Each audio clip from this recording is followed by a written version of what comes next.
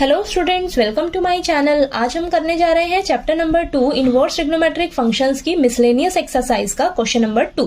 हमें दिया है find the value of the following tan inverse bracket tan 7π/6 bracket close.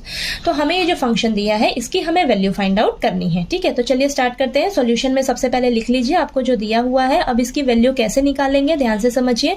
यहाँ पर गलती क्या हो सकती है बच्चों से, tan इनवर्स और tan आपस में कैंसिल कर देंगे तो आपके पास वैल्यू बचेगी 7π/6। ठीक है, तो आपने चेक करना है क्या 7π/6 जो है वो tan इनवर्स के रेंज में लाई करता है। तो आपको ना सभी का रेंज अच्छे से लर्न होना चाहिए। तो tan इनवर्स का रेंज क्या होता है, ओपन ब्रैकेट रहेगा -π/2 से लेकर π/2। ठीक है, यानी कि -90 डिग्री से लेकर 90 डिग्री के बीच में आपका वैल्यू होना चाहिए। -90 और 90 जो है वो आपका वैल्यू नहीं रहेगा। ठीक है, तो देखिए आपका 7π/6 क्या सॉल्व होके आता है आपके पास। तो ये पाई की जगह देखिए 7π/6। ठीक है, तो पाई का क्या है आपका 180/6। ठीक है, तो इसे सॉल्व करेंगे तो यहाँ पर आएगा 30।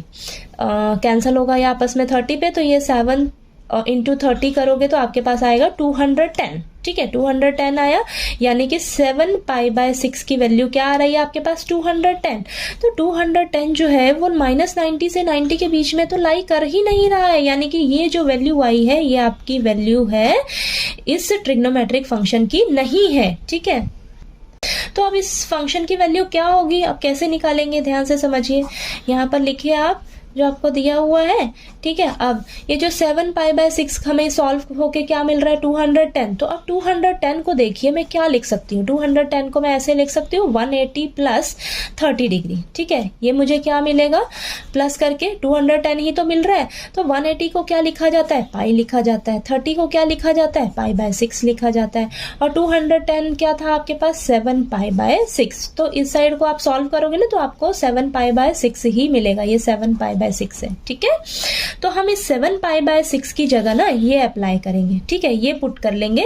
तो यहाँ पर लिखिए tan इनवर्स ब्रैकेट tan 7π/6 की जगह हम क्या लिखेंगे पाई + π/6, क्योंकि जब आप इसे सॉल्व करोगे तो ये आपको 7π/6 ही देगा।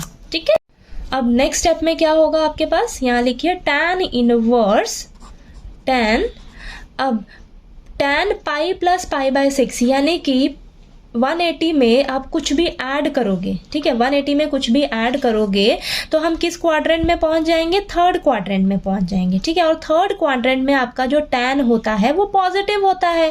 ठीक है, तो यहाँ पर आपके पास क्या सॉल्व होकर आएगा tan π/6 आएगा। ठीक है, तो पाई में कुछ भी ऐड करोगे तो आपके पास क्या आ जाएगा, आपके पास थर्ड क्वाड्रेंट में आप पहुंच जाओगे।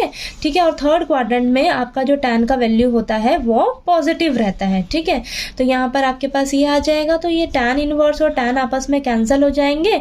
ठीक है, तो यहाँ पर आपके पास क्या बचेगा π/6 वैल्यू बची, यानी कि 30 डिग्री वैल्यू आया है। और 30 डिग्री जो है वो -90 से लेकर 90 के बीच में लाई कर रहा है। तो आपका ये जो π/6 है वो इस फंक्शन की वैल्यू आ जाएगी। ठीक है, तो ये आपका आंसर निकल जाएगा इस फंक्शन के लिए। ठीक है, तो आपको क्वेश्चन नंबर 2 जो है वो अच्छे से क्लियर हो गया होगा। कहीं कोई डाउट आया आपको क्वेश्चन में तो प्लीज़ आप कमेंट करके पूछिएगा। और वीडियो अच्छा लगे तो प्लीज़ लाइक कीजिए, शेयर कीजिए और ज़्यादा से ज़्यादा सब्सक्राइब कीजिएगा मेरे चैनल को। Thank you so much.